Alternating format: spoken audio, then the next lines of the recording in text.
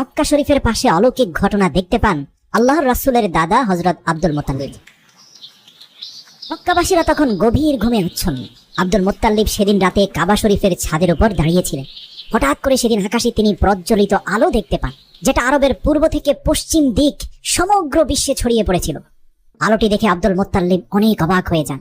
এরপর তিনি দৌড়ে নিচে চলে আসেন, খোঁজার চেষ্টা করেন কাবা শরীফের পাশে কোন ঘর থেকে এই আলোর স্ফুটন হচ্ছে। শুধু তাই নয়, তিনি মৃদু ভূমিকম্প অনুভব করেন। কাবা ঘরের ছাদ থেকে নেমে যখন তিনি কাবা ঘরের ভিতরে যান, তিনি দেখতে পান ওই আলোক বিচ্ছুরণের দ্বারা সৃষ্ট ভূমিকম্পের ফলে মক্কা শরীফের ভিতরে থাকা ৩৬০টি মূর্তির গুরুত্বপূর্ণ মূর্তিগুলো ডানে বামে হেলে পড়ে ভেঙে যাচ্ছে। এরপর তিনি কাবা ঘর থেকে বাইরে এসে দেখেন যে আবে জমজম কূপের পানি তীব্র বেগে উপরের দিকে উঠে আসছে। তখনই আব্দুল মুত্তালিব তার নিজের ঘরের দিকে চোখ পড়ে। তিনি বুঝতে পারেন এতক্ষণ ধরে যে আলোক বিচ্ছুরণ, এই সব কিছুর উৎস হচ্ছে তার নিজেরই ঘর। অবাক নয়নে তিনি এগিয়ে যান। তিনি দেখতে পান তার নিজের ঘরের ভেতরে থেকে এক অদ্ভুত ধরনের নূরের আলো বের হচ্ছে, যেটা এর আগে তিনি কখনোই কোনোদিন দেখেননি। আব্দুল মুত্তালিব তখন ধীরে ধীরে তার ঘরের দিকে এগিয়ে যেতে থাকে।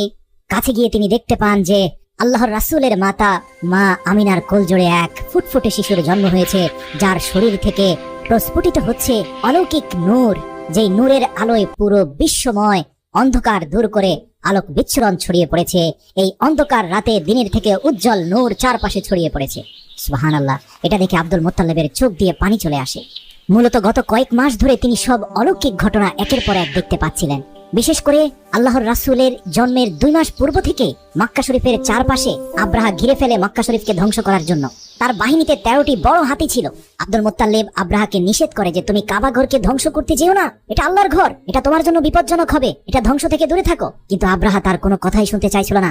আব্দুল মুত্তালিব তখন তাকে বলে, তুমি যে আমার উটগুলো কেড়ে নিয়ে গেছো 200 উট, সেই 200 উট ফেরত দিয়ে দাও। এই কথা শুনে আব্রাহা অবাক হয়ে বলে, আশ্চর্য মানুষ তো তুমি, তোমাদের বংশধর না শতাব্দীর পর শতাব্দী কাবা ঘরের রক্ষণাবেক্ষণ করে আসছে। আব্দুল মুত্তালিব বলল, হ্যাঁ তা তো করে আসছি। তখন আব্রাহা বলল, তাহলে তুমি কেন আমার বিরুদ্ধে অস্ত্র ধরে যুদ্ধ করছো না, এসেছো শুধু নিজের কেড়ে নেওয়া উট ফেরত নিতে?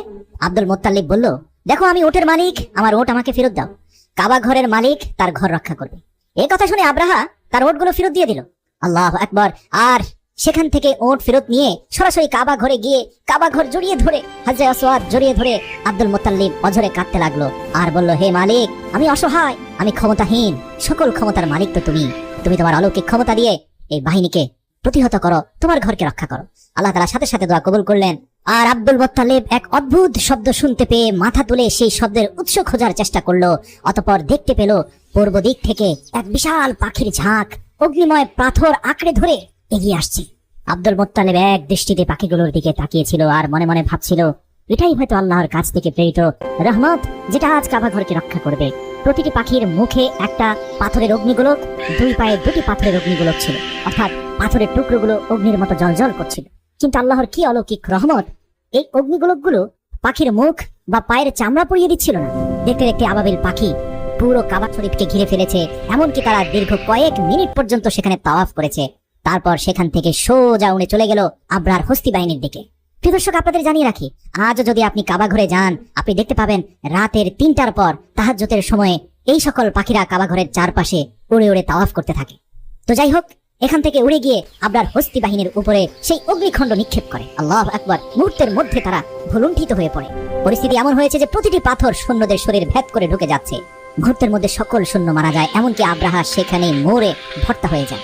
এই ছোট ছোট পাথর দিয়ে আল্লাহ তাআলা সেদিন 7000 আব্রাহার শক্তিশালী সৈন্যকে ভূমির সাথে মিশিয়ে দিয়েছিলেন। পবিত্র কোরআনে আল্লাহ তাআলা সূরা ফিলের মধ্যে এই বিস্তারিত বর্ণনা করে আল্লাহ তাআলা পবিত্র কোরআনে বলেন, তুমি কি দেখোনি হস্তি বাহিনীর সাথে কিরূপ আচরণ করেছিল আল্লাহ?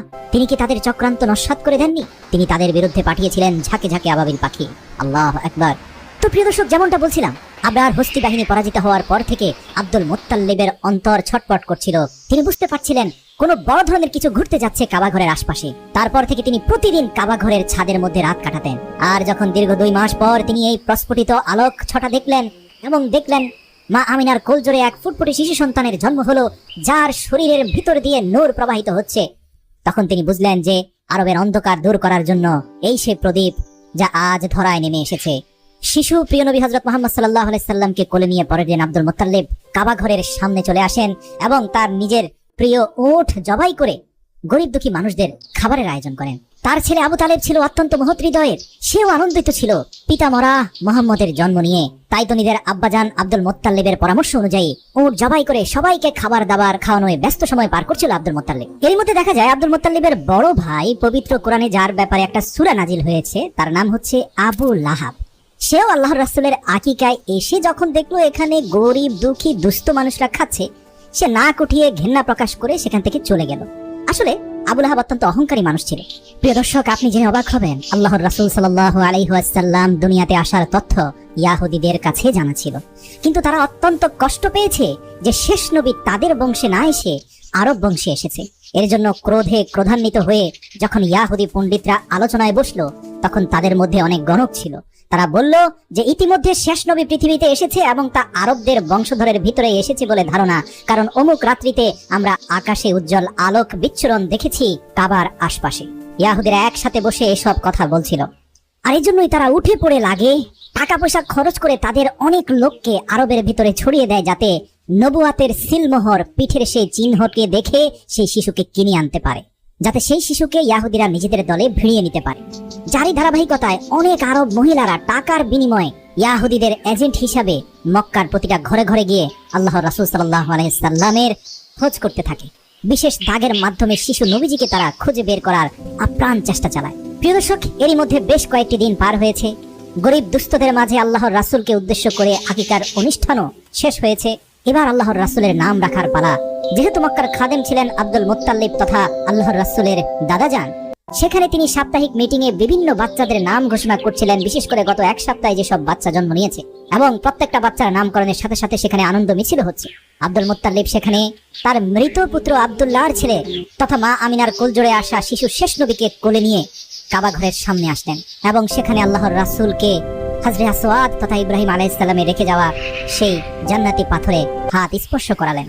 তখনই দেখা যায় কাবা ঘরের মধ্যে এক কম্পন, কাবা ঘরের দরজার হাতলটি দুলতে থাকে এবং দরজার মধ্যে বাড়ি মারতে থাকে। আল্লাহর রাসূলের শরীর থেকে পুনরায় নূরের ছটা আলোক বিচ্ছুরণ হচ্ছিল। আব্দুল মুত্তালিব তখন সবার সামনে জনসম্মুখে হঠাৎ করে শিশুটির একটি অদ্ভুত নাম ঘোষণা করেন, আর তা হচ্ছে মুহাম্মদ। এটা শুনে সবাই অবাক হয়ে গেল, কেননা অধিকাংশ শিশুর নামকরণ করা হয় মক্কার ভিতরে থাকা উৎকৃষ্ট কিছু দেবদেবীর নাম অনুসারে, কিন্তু মুহাম্মদ এ আবার কেমন নাম, অদ্ভুত, এমন নাম তো আমরা শুনিনি। এ নিয়ে মানুষের মধ্যে কানাঘুষা শুরু হয়ে গেল। অনেকে উচ্চবাচ্য শুরু করলো, কেন এই চমৎকার শিশুটির নাম আমাদের পবিত্র দেবদেবীদের নামের সাথে মিলিয়ে রাখা হলো না। মানুষের মধ্যে বিশৃঙ্খলা দেখে আব্দুল মুত্তালিবের সবচেয়ে আস্থাভাজন ছেলে আবু তালেব সবার সামনে এসে বলল, হে লোক সকল, তোমরা থামো, এই শিশুটির নাম রাখা হয়ে গিয়েছে আর তোমরা কখনোই তা পরিবর্তন করতে পারবে না। আমার পিতাজান মুখ দিয়ে যে নাম বলেছে তা নিঃসন্দেহে সৃষ্টিকর্তার তরফ থেকে এসেছে। এ কথা শুনে মানুষরা বিষয়টাকে এড়িয়ে বরং আনন্দ বিনোদনের দিকে মনোযোগী হয়ে গেল। প্রিয় দর্শক, আপনাদের জানিয়ে রাখি যে আল্লাহর রাসূল সাল্লাল্লাহু আলাইহি সাল্লামের জন্মের পরে দীর্ঘ কয়েকটি দিন পর্যন্ত আল্লাহর রাসূল কোনো দুগ্ধ পান করতে পারেননি। শুধুমাত্র আবু লাহাবের স্ত্রীর এক দাসীর নিকট থেকে আল্লাহর রাসূল দুগ্ধ পান করতেন। এমনকি আল্লাহর রাসূলের মা আমিনার বুকেও কোনো দুধ ছিল না। ফলে ক্ষুধার্ত নবীজি দুধ পান করার জন্য ছটফট করছিলেন, কিন্তু আবু লাহাবের স্ত্রী তার সেই দাসীকে কোনোভাবেই মা আমিনার ঘরে পাঠাতে রাজি ছিলেন না। আসলে আবু লাহাব এবং তার স্ত্রী উভয়ে প্রচন্ড হিংসুটে মনোভাবের মানুষ ছিলেন। আল্লাহর রাসূল যেহেতু আবু লাহাবের দাসীর কাছ থেকে দুগ্ধ গ্রহণ করছেন, আর এদিকে আবু লাহাব তার দাসীকে ছাড়ছে না, দুগ্ধ পান করানোর অনুমতি দিচ্ছে না, এ নিয়ে আব্দুল মুত্তালিব অত্যন্ত ক্ষিপ্ত হলেন, কষ্ট পেলেন ছেলের এই কর্মকাণ্ডে। দৌড়ে তার বাসায় গেলেন, গিয়ে আবু লাহাবকে উচ্চস্বরে ডাক দিতে লাগলেন। ঘরের ভিতরে ঢুকে দেখছেন আবু লাহাব তার আলিশান সুইমিং পুলে গোসল করছে। আসলে আরব্য সেই সময় যারা একটু ধনী ছিল তারাই ঘরের ভিতরে এরকম চৌবাচ্চায় তৈরি করে সেখানে পানি ঢেলে গোসল করত। যাই হোক, বর্তমান সময় এটাকে সুইমিং পুল বলা হলেও তখন সেটার ভিন্ন নাম ছিল। আব্দুল মুত্তালিব শুধু এতটুকুই বললেন, তুমি মুহাম্মদের মতো এত সুন্দর ফুটফুটে একটা ইয়াতিম শিশুর আপন চাচা হয়েও কিভাবে তার মুখের খাবার খেয়ে নিচ্ছ? পিতাকে নিজের ঘরে আসতে দেখে কিছুটা লজ্জিত হয়ে আবু লাহাব ঘোর পাল্টে বলল, দেখুন আব্বাজান, আসলে সেই দাসী তো আমার স্ত্রীকে আমি দান করে দিয়েছি। এখন আমার স্ত্রী যদি তাকে না ছাড়ে আমি তো জোর জবরদস্তি করতে পারি না, কারণ সেই দাসীর উপরে হক তো শুধুমাত্র আমার স্ত্রীর। যাই হোক, এভাবে বেশ কয়েকটি দিন আল্লাহর রাসূল উপোস সময় কাটিয়েছিলেন। আল্লাহর হুকুমেই তিনি কোনো প্রকার দুগ্ধ পান না করেও সুস্থ ছিলেন। আরবের রীতি ছিল যে সন্তান জন্ম নেওয়ার পর তাকে দুগ্ধ পান করানোর জন্য মরুভূমি থেকে একটু দূরে মুক্ত আবহাওয়ায় গাছপালার কাছাকাছি এমন স্থানে পাঠানো হয় যেন তাদের মানসিক বিকাশ হয়। সাধারণত বেদুইন মহিলারা যেখানে বসবাস করে সেখানেই পাঠানো হতো, আর বেদুইন মহিলারা এই আরব্য অভিজাত পরিবারের সন্তানদের দুগ্ধ পান করানোর দায়িত্ব নিয়ে থাকতো। নির্দিষ্ট সময় পর্যন্ত লালন পালন ও দুগ্ধ পান করানোর জন্য তাদেরকে উচ্চ মূল্যের পারিশ্রমিকও দেওয়া হতো।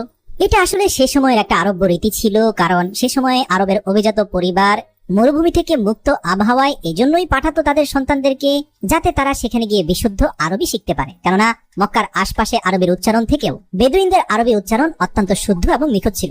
তো এরই ধারাবাহিকতায় প্রতি বছরে একবার করে বেদুইন মহিলারা মক্কায় আসতো বাচ্চা দত্তক নিতে।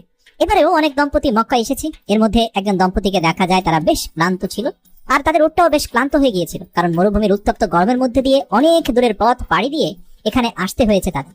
তাই প্রথমে তারা বাধ্য হয়ে তাদের উটকে কম দামে বিক্রি করে দেয় এবং বাচ্চা খুঁজতে থাকে। তারা আসতে দেরি করায় ততক্ষণে সব বাচ্চা দত্তক নিয়ে ফেলেছে অন্যান্য মহিলা। এটা দেখে তাদের মন কিছুটা খারাপ হয়ে যায়। এদিকে কসাই যখন তাদের উটকে কিনে সেটাকে জবাই করতে যাবে, ঠিক তখনই উটটা উঠে খুব জোরে দৌড় দিয়ে আল্লাহর রাসূল সাল্লাল্লাহু আলাইহি সাল্লামের ঘরের দিকে চলে গেল। এটা দেখে ওই মহিলার স্ত্রীও নতুন বিক্রি করা মালিকের কাছে উট ফিরিয়ে দেওয়ার জন্য উটের পেছন পেছন দৌড়ে গেল এবং সে বাড়িতে প্রবেশ করলেন। তখন আল্লাহর রাসূলের মাতা আমিনা ওই মহিলাকে খুবই ক্লান্ত ও ক্ষুধার্ত দেখে তাকে ঘরে নিয়ে যায় এবং কিছু খাবার দাবার দেয়, আর সেই মহিলার আপন শিশু বাচ্চাটিকেও দোলনায় শুইয়ে দিতে বলেন। মহিলাটি যখন তার বাচ্চাকে দোলনায় রাখতে যায়, তখন তিনি শিশু মোহাম্মদকে দেখতে পান, যার শরীর থেকে নূরের আলো চমকাচ্ছিল।